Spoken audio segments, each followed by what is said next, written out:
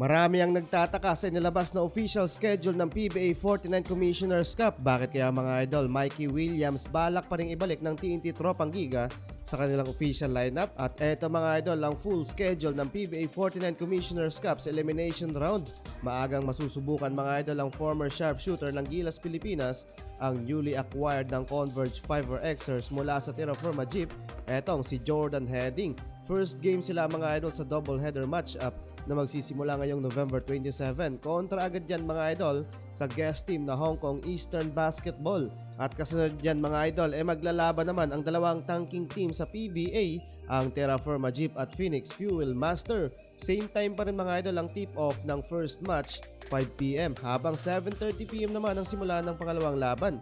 Samantalang yung powerhouse team sa PBA like San Miguel Beermen, December 3 pa ang kanilang first matchup kontra sa Terra Firma. Habang yung Barangay Ginebra naman, December 11 pa ang kanilang unang laban.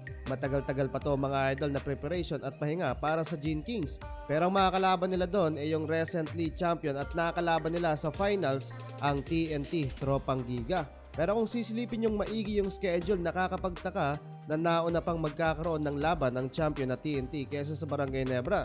December 6 yung unang laban ng TNT, habang December 11 naman ang Ginebra. Dalawang laban na yung pagdadaanan ng TNT bago magsimula pa lang ang campaign ng Ginebra. Bakit kaya ganon mga idol? Habang eto gustong ihabol ng TNT Tropang Giga sa kanilang lineup para sa 49 Commissioners Cup, etong si Mikey Williams. Nasa TNT pa rin naman yung rights nila dito sa former Rookie of the Year. Pero kung napabalitaan nyo, pagkatapos ng kanilang matugumpay na pagdepensa ng championship title without Mikey Williams, gusto na nga nilang itong i-trade. Yun nga lang, wala daw agent na umahawak kay Mikey Williams at hirap din silang i-contact. Only representative lang mga idol. Same contact info pa rin naman daw, pero ayaw daw kausapin si team manager ng TNT. Mukhang may hinanakit petong si Mikey Williams kay Lastimosa. Noong October 22 kasi mga idol, nasuspende itong si Mikey Williams without pay o bayad dahil sa pag-awol nito sa team practice, na naging dahilan kaya hindi na nagtiwala ang kampo ni Mikey Williams sa team manager. Pero dahil sa usap-usapang ititrade na nga itong si Mikey Williams, biglang naging active yung kampo nila. Anytime ready to play daw ang former Roy, at fit to play pa rin naman dahil hindi daw ito nagpapabaya sa kanyang skills and potential. Actually, meron na ngang proposal ang ibang team para sa deal na ito. Kabilang dyan ang Converge 5Xers at Barangay Ginebra. Pero yung problema nila dito mga idol kung paano mapapabalik sa Pilipinas si Mikey Williams. Isang tao lamang ang may kakayahan yan, at eto nga si Coach Chot Reyes. Beside being a 10-time champ, Reyes is a motivational speaker who has mastered the delicate art of persuasion.